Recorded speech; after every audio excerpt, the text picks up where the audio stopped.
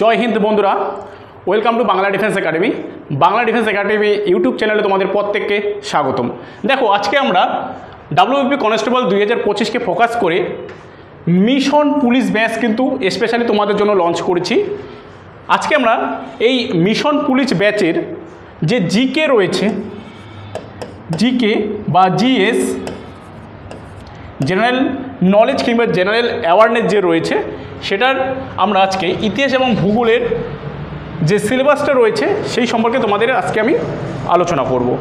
দেখো, এখানে আমি স্টাডি প্ল্যান এবং কিভাবে পড়াশোনা করতে হবে, প্লাস জিকেতে কত নাম্বার থাকে, ঠিক আছে, সব কিছু বিষয় নিয়ে আলোচনা করব। যেমন জিকে বা জিএস, বিশেষ করে আমি হিস্ট্রি এবং জিওগ্রাফি পড়াবো তোমাদের, শ্যামল স্যার আমি, ঠিক আছে। জিকে বা জিএস তোমরা যদি প্রিলিমস দেখো তাহলে 40 নাম্বার রয়েছে, এবং আমরা প্রিলিমস দেখে না, আমরা মেন্স দেখে কিন্তু মেন্স টার্গেট রেখে আমরা কিন্তু চলবো। তো কত নাম্বার রয়েছে জিকেতে? 25 নাম্বার, ঠিক আছে। এই জিকেতে কিন্তু 25 নাম্বার রয়েছে। জিকেতে কোন কোন সাবজেক্ট রয়েছে? জিকে বলতে আমরা যদি বলি history, geography, polity, economy, current affairs, science, ঠিক আছে। এই যে অধ্যায়গুলো, এই যে সাবজেক্টগুলো রয়েছে, এগুলো কিন্তু তোমাদের থাকবে এবং টোটাল মার্ক থাকবে কত? 25। তো আমরা প্রত্যেকটা যে সাবজেক্ট রয়েছে, history, geography, polity, economy, current affairs এবং জেনারেল যে সায়েন্স রয়েছে, সেগুলোকে সমান গুরুত্ব দিয়ে কিন্তু আমরা চলব। কারণ এই ডাব্লিউবিপি কনস্টেবল যে এক্সামটা রয়েছে সেখানে 25 রয়েছে জিকে এবং জিএসে। তো আমরা যদি প্রত্যেকটা সাবজেক্টে সমান যদি প্রাধান্য না দিই, সমান যদি সেটাকে পড়ানো না হয়, তাহলে কিন্তু আমরা এই 25 নাম্বার থেকে কিন্তু সরে দাঁড়াবো, ঠিক আছে। তো সব কয়টা সাবজেক্টকেই আমরা সমান গুরুত্ব দিব।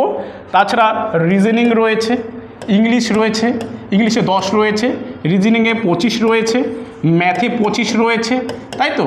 টোটাল কিন্তু আমাদের লিখিত মার্ক থাকবে আমাদের মেন্সে যদি আমরা দেখি টোটাল থাকবে 85। তো 85কে আমরা টার্গেট করেই চলবো, কারণ আমাদের এখানে টোটাল আমরা 4 জন স্যার রয়েছি। আমাদের সুজিত স্যার, রাজা স্যার, ঐশ্বর্য স্যার। তো প্রত্যেকটা স্যারই আমাদের এই যে আমরা ডাব্লিউবিপি মিশন যে পুলিশ লঞ্চ করেছি, এখানে আমরা প্রত্যেক যে স্যাররা রয়েছেন তারা সবাই বিভিন্ন তাদের সাবজেক্ট রয়েছে এবং সাবজেক্ট ওয়াইজ তোমাদেরকে সম্পূর্ণ করিয়ে দেবে কিন্তু চ্যাপ্টারগুলো, ঠিক আছে। তো আজকে আমি তোমাদের কি পড়াবো, হিস্ট্রি এবং জিওগ্রাফি যে সিলেবাসটা রয়েছে সেগুলো সম্পর্কে তোমাদের আমি বিস্তারিতভাবে জানাবো। তো হিস্ট্রিতে কোথা থেকে আসে, প্লাস জিওগ্রাফিতে কোথা থেকে তোমাদের পরীক্ষায় আসে, সেগুলো সম্পর্কে জানবো, ঠিক আছে। তো দেখো, WBP constable GK syllabus, history সিলেবাসটা প্রথমে আমরা দেখে নিই। দেখো, হিস্ট্রিতে আমরা যদি দেখি, হিস্ট্রিতে টোটাল 3টা পার্ট থাকে। হিস্ট্রিতে টোটাল কিন্তু 3টা পার্ট থাকে। কি সেই 3টা পার্ট নিয়ে আমরা আলোচনা করব। প্রথমে রয়েছে অ্যানসিয়েন্ট হিস্ট্রি মানে প্রাচীন ভারতের ইতিহাস, প্লাস থাকবে মডার্ন হিস্ট্রি, এবং তারপরে রয়েছে মেডিয়াভেল হিস্ট্রি, তারপর রয়েছে মডার্ন হিস্ট্রি, ঠিক আছে। তো টোটাল হচ্ছে 3টা পার্ট রয়েছে এবং 3টা পার্টেই আমরা ক্লিয়ার করব, ঠিক আছে। পরীক্ষা বা এক্সাম আসতে আমরা সম্পূর্ণ এই হিস্ট্রি প্লাস জিওগ্রাফি প্লাস অন্যান্য যে সাবজেক্টগুলো রয়েছে সেগুলো আমরা কিন্তু কভার করব। প্লাস তার সঙ্গে আমরা যে প্রাচীন ভারতের ইতিহাস রয়েছে, যেমন এখানে কি রয়েছে, ভারতের ইতিহাসের উৎস প্রথম অধ্যায়। দ্বিতীয় অধ্যায় কি রয়েছে, মেহেরগড় সভ্যতা বা হরপ্পা সভ্যতা বা সিন্ধু সভ্যতা। এরপরে বৈদিক সভ্যতা, প্রতিবাদী ধর্ম আন্দোলনের মধ্যে কি থাকছে, বৌদ্ধ ধর্ম, জৈন ধর্ম থাকছে, প্লাস ষোড়শ মহাজনপদ এগুলো থাকছে। তার সঙ্গে কি থাকছে, মগধের উত্থানের প্রথম রয়েছে হর্ষঙ্ক বংশ, সেকেন্ড শিশুনাগ বংশ, তৃতীয় নম্বরে রয়েছে নন্দ বংশ। এরপরে দেখো মৌর্য বংশ রয়েছে, ভীষণ গুরুত্বপূর্ণ। শুঙ্গ বংশ রয়েছে। 8 নম্বরে রয়েছে সাতবাহন বংশ, কুষাণ বংশ। 9 কি রয়েছে, গুপ্ত বংশ। 10 শশাঙ্ক বা হর্ষবর্ধন, হর্ষবর্ধন বা শশাঙ্ক, যা হর্ষবর্ধনের যে বংশ সেটাকে বলা হয় কি? পুষ্যভূতি বংশ। কি বলা হয়? পুষ্যভূতি বংশ। এবার 11 নম্বরে কি রয়েছে আমাদের? পাল বংশ, সেন বংশ। এরপরে দেখো দক্ষিণ ভারতের ইতিহাস রয়েছে, সেখানে 4টা আমরা বংশ পড়ব, যেমন চালুক্য বংশ, রাষ্ট্রকূট বংশ, পল্লব বংশ, চোল বংশ। তো দেখো এই যে বংশগুলো রয়েছে, প্রথমে ধরো আমাদের 1 নম্বর অধ্যায়টা আমরা কমপ্লিট করলাম, ঠিক আছে? প্রথমে কনসেপচুয়াল আমরা ক্লাস করব, থিওরি ক্লাস বা কনসেপচুয়াল ক্লাস করব, তার সঙ্গে কি করব? তার সঙ্গে আমরা এমসিকিউ সলভ করব, ঠিক আছে? কি বললাম? ভারতের ইতিহাসের উৎস প্রথমে আমরা কনসেপচুয়াল ক্লাস করব, ক্লাস করার পর শেষে আমরা কি করব? যে এক্সামে রয়েছে প্রিভিয়াস ইয়ার কোশ্চেন্স প্লাস যেই কোশ্চেনগুলো পরীক্ষায় বা এক্সামে আসার মতো সেগুলো নিয়ে আমরা শেষে মানে ক্লাসের শেষে আলোচনা করব। বোঝা গেল? আর আমি মাঝে মধ্যে তোমাদের প্রিভিয়াস ইয়ার যে সেটগুলো রয়েছে সেগুলো আমি নিয়ে আসব। শুধু এখানে প্রিভিয়াস ইয়ার সেট কোনগুলো নিয়ে আসব? ডাব্লিউবিপি, কেপি, যে প্রিভিয়াস ইয়ার সেটগুলো রয়েছে এগুলো কিন্তু আমি নিয়ে আসব, ঠিক আছে? এবার দেখো মেহেরগড় সভ্যতা, এটা কনসেপচুয়াল ক্লাস করানোর পর এটার সঙ্গে কি থাকবে? হরপ্পা সভ্যতা বা সিন্ধু সভ্যতা থাকবে। ধরো এই যে দেখো 1 নম্বরে যেটা রয়েছে ভারতের ইতিহাসের উৎস, এটা 1 নম্বর পার্টই থাকবে। 2 নম্বর পার্ট এটা থাকলো। এই দুটো যে পার্ট রয়েছে মেহেরগড় সভ্যতা, হরপ্পা সভ্যতা একসঙ্গে ক্লাসটা করিয়ে দিলাম, প্লাস তার সঙ্গে এমসিকিউ করিয়ে দেবো, ঠিক আছে? বোঝা গেল? তো এইভাবে কিন্তু আমাদের একটার পর একটা ক্লাস কিন্তু আসবে। ধরো বৈদিক সভ্যতা হয়ে গেল, তার সঙ্গে এমসিকিউ ক্লাস হয়ে গেল, তার সঙ্গে প্রতিবাদী নেক্সট যে ক্লাসটা পাবে প্রতিবাদী ধর্ম আন্দোলন। প্রতিবাদী ধর্ম আন্দোলনে পাবো আমরা বৌদ্ধ ধর্ম প্লাস জৈন ধর্ম। এই যে বৌদ্ধ ধর্ম, জৈন ধর্ম প্রিভিয়াস ইয়ার কোশ্চেনগুলো যেগুলো রয়েছে সেগুলো নিয়েও কিন্তু আমরা এখানে আলোচনা করব ক্লাসের শেষে। মানে কনসেপচুয়াল বা থিওরি ক্লাস করানোর পর যেগুলো পরীক্ষায় এসেছে বা পরীক্ষা আপকামিং যে এক্সাম রয়েছে আমাদের সেখানে আসতে পারে সেই ধরনের প্রশ্নর এমসিকিউ কিন্তু আমরা করব, ঠিক আছে? তো এটা গেল আমাদের কি প্রাচীন ভারতের ইতিহাস, মানে অ্যানসিয়েন্ট হিস্ট্রি। আমরা ইতিহাসকে 3টি পার্টে ভাগ করলাম, তো আমাদের এটা গেল প্রথম পার্ট। বোঝা গেল যে দক্ষিণ ভারতের ইতিহাস, চালুক্য, রাষ্ট্রকূট, পল্লব, চোল, এই যে 4টা বংশ আছে এটাই কিন্তু আমাদের দক্ষিণ ভারতের ইতিহাস। এবং পাল ও সেন বংশকে আমরা বলতে পারি আদি মধ্যযুগ, ঠিক আছে? তো এটা আমরা প্রাচীনকালের সঙ্গেই আমরা অ্যাডজাস্ট করে পড়ব, ঠিক আছে? চলো নেক্সট যেটা রয়েছে মধ্যযুগ, মানে মেডিয়াভেল হিস্ট্রি, ঠিক আছে? মধ্যযুগ কোথা আসলেই আমরা বললো যে ভারতে মুসলিমদের আগমন। ভারতে কাদের আগমন? মুসলিমদের আগমন বা মুসলিম সাম্রাজ্যের শুরু, ঠিক আছে? এখানে আমরা প্রথমে পড়বো হচ্ছে যেমন হচ্ছে মোহাম্মদ বিন কাসিম, ঠিক আছে? 712 খ্রিস্টাব্দে ভারত আক্রমণ করলো। কোন হিন্দু রাজাকে আক্রমণ করলো বা মারলো, ঠিক আছে? এরপরে আমরা যদি দেখি সুলতান মাহমুদ কতবার ভারতবর্ষ আক্রমণ করলো, ঠিক আছে? এছাড়া আমরা বলতে পারি যে মোহাম্মদ ঘুরি যে সঙ্গে যে আমাদের তৃতীয় পৃথ্বীরাজ চৌহানের যুদ্ধ হলো, তোরাইনের প্রথম যুদ্ধ, সেকেন্ড যুদ্ধ, তাই না? 1191, 1192 তোরাইনের প্রথম যুদ্ধ, দ্বিতীয় যুদ্ধ, এখান থেকে আমরা শুরু করব। প্লাস তার সঙ্গে পড়ব সুলতানি সাম্রাজ্য। নেক্সট আমাদের ক্লাস যেটা থাকবে সুলতানি সাম্রাজ্য। অ্যাকচুয়ালি সুলতানি যে সাম্রাজ্য রয়েছে সেখানে টোটাল 5টা বংশ রাজত্ব করেছিল। কয়টা বংশ? 5টা বংশ। সেই 5টা বংশ কী কী? প্রথমে হচ্ছে দাস বংশ, তুঘলক বংশ, বা দাস বংশের পরে বলতে পারি আমরা খলজি বংশ, তুঘলক বংশ, সৈয়দ বংশ, আর কি রয়েছে আমাদের লোদি বংশ, ঠিক আছে? তো টোটাল 5টা বংশ রাজত্ব করলো এখানে। এই 5টা বংশ সম্পর্কে আমরা পুঙ্খানুপুঙ্খভাবে পড়বো, প্লাস তার সঙ্গে এমসিকিউগুলো পড়বো। এরপরে দেখো এই যে তুঘলক বংশের সমসাময়িক, তুঘলক বংশের যে রাজা মোহাম্মদ বিন তুঘলক, ঠিক আছে, যাকে আমরা ইতিহাসে পাগলা রাজা নামে চিনি। এই তুঘলক বংশ, মোহাম্মদ বিন তুঘলকের সময়কালে দক্ষিণ ভারতে দুটো রাজবংশের উত্থান হয়। একটা হচ্ছে বিজয়নগর সাম্রাজ্য আর একটা হচ্ছে বাহমনি সাম্রাজ্য। এই দুটো আমরা একসঙ্গেই করব। প্লাস এখানকার যে এমসিকিউগুলো রয়েছে সেগুলো নিয়েও কিন্তু আমরা আলোচনা করব। কি বললাম তাহলে? মোহাম্মদ বিন তুঘলকের সময় দুটো বংশ রাজত্ব করলো, মানে প্রতিষ্ঠিত হলো দক্ষিণ ভারতে। একটা হচ্ছে বিজয়নগর সাম্রাজ্য আর একটা হচ্ছে বাহমনি সাম্রাজ্য। বোঝা গেল? 1336 একটা 1347 খ্রিস্টাব্দ। ওকে, এই শেষ যে সুলতানি সাম্রাজ্য রয়েছে, এই শেষ সুলতানি সাম্রাজ্যের সময় আমরা দেখব লোদি বংশের সময়। লোদি বংশের শেষ রাজা ইব্রাহিম লোদিকে মেরে আমরা দেখব যে বাবর মুঘল সাম্রাজ্য প্রতিষ্ঠা করলো। এই যে আমরা ক্লাসগুলো করাবো, প্লাস তোমরা চাইলে কিন্তু সেলফ স্টাডিও করতে পারো, প্লাস আমাদের যে চ্যানেল রয়েছে বাংলা ডিফেন্স একাডেমি, সেখানেও তোমরা ফলো করতে পারো। আমি বলবো না যে তোমরা শুধু আমাদেরকেই ফলো করো, তোমরা নিজেরা চাইলে কিন্তু সেলফ স্টাডিও করতে পারো, ঠিক আছে। এবং যারা তোমরা জুনিয়র বা প্রথম মাধ্যমিক উচ্চ মাধ্যমিক দিয়েছো কিংবা গ্র্যাজুয়েশন কমপ্লিট করেছো, তোমরা যারা জানো না তারা অবশ্যই আমাদেরকে ফলো করবে। এবং আমরা যে স্ট্র্যাটেজি অনুযায়ী ক্লাস করাচ্ছি তোমরা দেখো, বলছি আমি, তোমরা অবশ্যই সাফল্য লাভ করবে। এবার দেখো মোগল সাম্রাজ্য আমরা 2টা অধ্যায়ের মধ্যে কমপ্লিট করবো, 2টা ক্লাসের মধ্যেই, ঠিক আছে। কারণ মোগল সাম্রাজ্য প্রায় 200 বছর রাজত্ব করেছিল, ঠিক আছে। তো মোগল সাম্রাজ্য থেকে কী কী ধরনের প্রশ্ন আসে এবং প্রিভিয়াস ইয়ার কী কী কোশ্চেন এসেছে সেগুলো আমরা করাবো। এই মোগল সাম্রাজ্যময় সমসাময়িক দেখবো আমরা মারাঠা সাম্রাজ্য, এটা কমপ্লিট করব আমরা।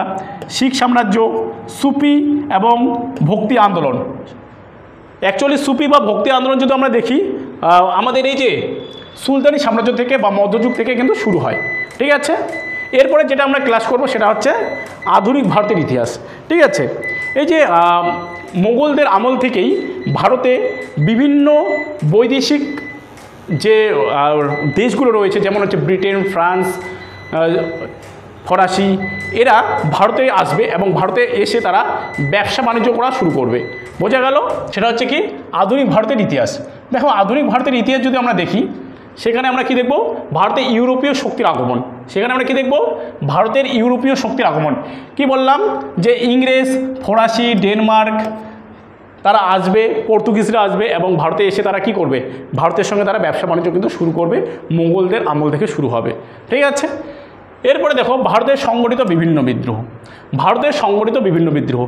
এই যে ইউরোপীয়রা আসার পরে দেখব যে 1757 সালে পলাশির যুদ্ধের পরে তারা বাংলাকে অধিকার করবে এবং বক্সারের যুদ্ধের পরে কি বলবো? বক্সারের যুদ্ধের পরে 1764 খ্রিস্টাব্দে তারা বাংলার যে রাজা রয়েছেন তাকে বা মোগল রাজাকে হারিয়ে তারা পরবর্তীকালে 1765 খ্রিস্টাব্দে দেওয়ানি লাভ করবে এবং বাংলা, বিহার, উড়িষ্যায় তারা কি করবে? তাদের রাজত্ব কায়েম করবে। এবং পরবর্তীকালে তারা দেখব যে একে একে তারা ভারতের বিভিন্ন যে রাজ্যগুলো আছে তাদেরকে শাসন করা তারা শুরু করবে এবং তারা প্রায় 200 বছর রাজত্ব করবে। এই 200 বছর রাজত্বকালে ভারতের বিভিন্ন জায়গায় কি বললাম? যে যুদ্ধ সংগঠিত হবে বা বিভিন্ন বিদ্রোহ সংগঠিত হবে, ঠিক আছে। চলো নেক্সট। এরপরে দেখব ভারতের স্বাধীনতা সংগ্রামে বিভিন্ন ব্যক্তিগণ। তো ইংরেজরা দেখব যে প্রায় 200 বছর ভারতবর্ষ রাজত্ব করবে এবং এই যে ইংরেজদেরকে উচ্ছেদ করার জন্য, ইংরেজদেরকে তাড়ানোর জন্য ভারতীয়রা ভারতের বিভিন্ন ব্যক্তিগণ বা ভারতের বিভিন্ন মহান যে ব্যক্তিরা রয়েছে তারা কিন্তু আন্দোলন শুরু করবে। যেমন কয়েকজন যদি আমি নাম বলি, নেতাজি সুভাষচন্দ্র বসু, ক্ষুদিরাম বসু, প্রফুল্ল চাকি, এছাড়াও কি রয়েছে? ভগৎ সিং, ঠিক আছে। এছাড়াও বিভিন্ন যে ব্যক্তিরা রয়েছেন তারা কি করবে? ভারতের স্বাধীনতার জন্য বিভিন্ন ধরনের সংগ্রাম তারা তৈরি করবে এবং বিভিন্ন গুপ্ত সমিতির থেকে শুরু করে বিভিন্ন ধরনের কার্যকলাপ তারা কিন্তু করবেন। এরপরে দেখো জাতীয় কংগ্রেস যদি আমরা দেখি 1885 সালে প্রতিষ্ঠিত হবে, ঠিক আছে। তো জাতীয় কংগ্রেস সম্পর্কে আমরা পড়ব। এরপরে মহাত্মা গান্ধী সম্পর্কে পড়ব, কারণ গান্ধী যুগ যদি আমরা দেখি 1915 থেকে 1948 সাল পর্যন্ত আমরা দেখব যে গান্ধী যুগ চলেছিল। ভারতে গান্ধীর আমলে বা গান্ধীকে কেন্দ্র করে ভারতের বিভিন্ন জায়গায় গান্ধীজি কী করেছিল? আন্দোলন কিন্তু করেছিল। এরপরে দেখব নেতাজি সুভাষচন্দ্র বসু সম্পর্কে পড়ব। এবার বিভিন্ন সংবাদপত্র সম্পর্কে আমাদের পড়তে হবে, জানতে হবে। বাংলার গভর্নর থেকে শুরু করে ভারতের গভর্নর জেনারেল প্লাস ভারতের ভাইসরয়, এগুলো সম্পর্কে আমাদের বিস্তারিতভাবে জানতে হবে। এবার দেখো ভারতের বিভিন্ন প্রতিষ্ঠান আমরা পড়ব। তো এই ছিল আমাদের ইতিহাসের সিলেবাস এবং ইতিহাসের সিলেবাসটাকে আমরা পুঙ্খানুপুঙ্খভাবে পড়ে এবং তার সঙ্গে সঙ্গে এমসিকিউ করে প্রিভিয়াস ইয়ারগুলোকে আমরা কমপ্লিট করব পরীক্ষার জন্য, ঠিক আছে। এবার আমরা ভূগোল সিলেবাসটা দেখে নেব। তো দেখো ভূগোল সিলেবাসটা একটু দেখে নেই। তো দেখো ভূগোল সিলেবাস কী রয়েছে আমাদের। দেখো প্রথমেই রয়েছে কি? ভারতের ভৌগোলিক পরিচিতি, মানে ইন্ট্রোডাকশনস অফ ইন্ডিয়া, মানে ভারত সম্পর্কে আমাদের বিস্তারিতভাবে জানতে হবে, ঠিক আছে। ভারত সম্পর্কে আমাদের A to Z জানতে হবে, বোঝা গেল। নেক্সট দেখো কি রয়েছে, ভারতের প্রতিবেশী দেশ। শুধু ভারতবর্ষ সম্পর্কে জানলে হবে না, ভারতের যে প্রতিবেশী দেশগুলো রয়েছে যেমন নেপাল, ভুটান, বাংলাদেশ, মায়ানমার, চীন, পাকিস্তান, আফগানিস্তান, শ্রীলঙ্কা, মালদ্বীপ, এই যে দেশগুলো সম্পর্কে আমাদের পুঙ্খানুপুঙ্খভাবে জানতে হবে এবং জ্ঞান থাকতে হবে ডাব্লিউবিপি দেওয়ার জন্য। এবার দেখো ভারতের ভূপ্রকৃতি। ভারতের ভূপ্রকৃতি মধ্যে কী রয়েছে, পাহাড়, পর্বত, সমভূমি, মরুভূমি, সমুদ্র, উপকূলবর্তী অঞ্চল, দ্বীপপুঞ্জ, এইসব সম্পর্কে আমাদের পুঙ্খানুপুঙ্খভাবে জানতে হবে। ঠিক আছে, এবং জানার পরে আমাদের কী করতে হবে, এমসিকিউ প্র্যাকটিস করতে হবে। কী করতে হবে, এমসিকিউ প্র্যাকটিস করতে হবে, প্লাস প্রিভিয়াস ইয়ার্স যে কোশ্চেনগুলো, মানে এর আগে যে পরীক্ষায় এসেছে, কী কী ধরনের পরীক্ষায় মানে কোশ্চেনগুলো এসেছে সেগুলো আমাদের দেখতে হবে যে কী কী ধরনের প্রশ্ন পরীক্ষায় দিয়েছে। ওকে, এবার দেখো ভারতের নদ নদী। ভারতের নদ নদী সম্পর্কে আমাদের পড়তে হবে। ঠিক আছে, এরপরে দেখো উপদ্বীপের নদী। উপদ্বীপের নদী বলতে ভারতের উপদ্বীপের নদী যেমন হচ্ছে গোদাবরী, কৃষ্ণা, কাবেরী, মহানদী, তারপর রয়েছে নর্মদা, তাপ্তি, মাহি, সবরমতী, এগুলো হচ্ছে আমাদের কি উপদ্বীপের নদী। এছাড়া রয়েছে উপকূলীয় নদী, অন্তর্বর্তী নদী, নিত্যবহ নদী, অনিত্যবহ নদী। ঠিক আছে, নদীর বিভিন্ন উপনদী রয়েছে, এগুলো সম্পর্কেও আমাদের বিস্তারিতভাবে জানতে হবে। ঠিক আছে, চলো নেক্সট দেখি কি রয়েছে, হ্রদসমূহ। মেজর যে লেকস রয়েছে সেগুলো সম্পর্কে আমাদের জানতে হবে। মেজর লেকস, ঠিক আছে, যেমন সম্বর, ডাল, উলার, প্যাংগং থেকে শুরু করে, ঠিক আছে, এই যে হ্রদগুলো রয়েছে এবং এই হ্রদের বৈশিষ্ট্যগুলো কিন্তু আমাদের জানতে হবে। এক্সামে এগুলো কিন্তু জিজ্ঞাসা করে। এরপরে দেখো কি রয়েছে, ভারতের বিভিন্ন গুরুত্বপূর্ণ বাঁধ এবং জলপ্রপাত। ভারতের বিভিন্ন গুরুত্বপূর্ণ বাঁধ এবং কি করতে হবে, আমাদের জলপ্রপাতগুলো কিন্তু পড়ে যেতে হবে পরীক্ষায়। এরপরে দেখো কি রয়েছে, ভারতের জলবায়ু, ইন্ডিয়ান ক্লাইমেটস, এগুলো আমাদের পড়তে হবে।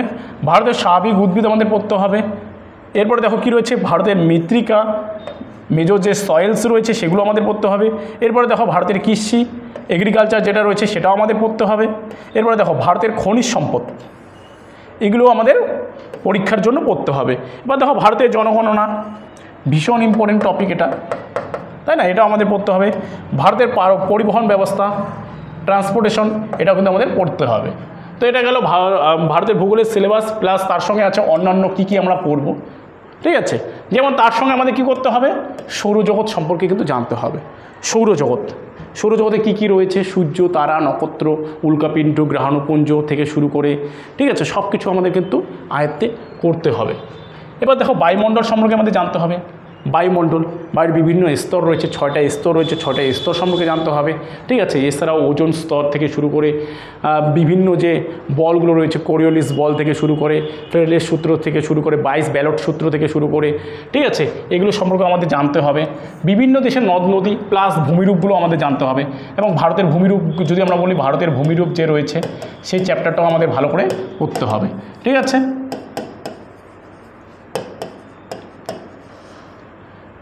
ওকে, নেক্সট দেখো বিভিন্ন দেশের পাহাড়, বিভিন্ন দেশের পাহাড়, পর্বত, হ্রদসমূহ। যেমন বিভিন্ন দেশের পাহাড় বলতে কি বোঝাচ্ছে, আমাদের যদি এখানে প্রশ্ন আসে যে পৃথিবীর দীর্ঘতম পর্বতমালার নাম কি, পৃথিবীর দীর্ঘতম পর্বতমালার নাম কি, তাহলে কী হবে, আন্দিস। ঠিক আছে, এই ধরনের প্রশ্ন আসবে। পর্বত আসবে, কিলিমাঞ্জারো কোন দেশের পর্বতশ্রেণী।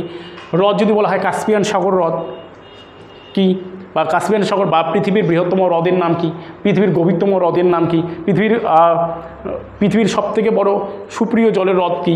তো এগুলো সম্পর্কে কিন্তু পরীক্ষা আসে। তো আমরা কি দেখব, বিভিন্ন দেশের পাহাড়, পর্বত প্লাস হ্রদসমূহগুলো কিন্তু আমাদের পড়ে যেতে হবে। এরপরে দেখো আগ্নেয় পর্বত প্লাস ভূমিকম্প, এগুলো কিন্তু পরীক্ষায় আসে।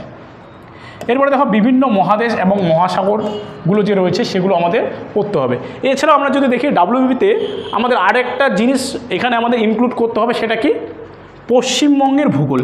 এর আগে আমরা এসএসসি জিডি সিলেবাস দেখেছি যে এসএসসি জিডি সিলেবাস যে রয়েছে সেখানে কিন্তু পশ্চিমবঙ্গের ভূগোল নেই। কিন্তু আমরা যদি ডাব্লিউবিপি দেখি বা ডাব্লিউবিপি কেপি দেখি, সেখানে কিন্তু পশ্চিমবঙ্গের ভূগোল একটি খুবই গুরুত্বপূর্ণ অধ্যায়।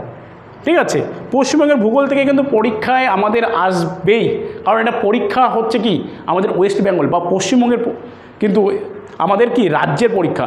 তো রাজ্য সম্পর্কে যদি আমাদের জ্ঞান না থাকে তাহলে কিন্তু হবে না। তো আমাদের এই যে পশ্চিমবঙ্গের ভূগোল, এটা কিন্তু ভেরি ভেরি ইম্পর্টেন্ট। ঠিক আছে, পশ্চিমবঙ্গের পরিচিতি আমাদের জানতে হবে। পশ্চিমবঙ্গের ভূপ্রকৃতি সম্পর্কে আমাদের মেনলি জানতে হবে, সব কিছু জানতে হবে আমাদের। পশ্চিমবঙ্গের নদ নদী সম্পর্কে জানতে হবে, পশ্চিমবঙ্গের জলবায়ু সম্পর্কে জানতে হবে, স্বাভাবিক উদ্ভিদ সম্পর্কে জানতে হবে এবং মৃত্তিকা সম্পর্কে আমাদের কিন্তু জানতেই হবে। তো ডাব্লিউবিপির যে এক্সামের জন্য আমাদের যে পশ্চিমবঙ্গের ভূগোল, এটা কিন্তু আমাদের মেজর টপিক আমরা বলতে পারি, ঠিক আছে। তো দেখো, এই ছিল আজকে আমাদের ইতিহাস প্লাস ভূগোল সিলেবাসটি যদি তোমাদের ভালো লেগে থাকে এবং আমার ক্লাসটি যদি আজকের এই যে ভালো লেগে থাকে, তাহলে অবশ্যই একটি লাইক করে বন্ধুদের মাঝে কিন্তু শেয়ার করবে।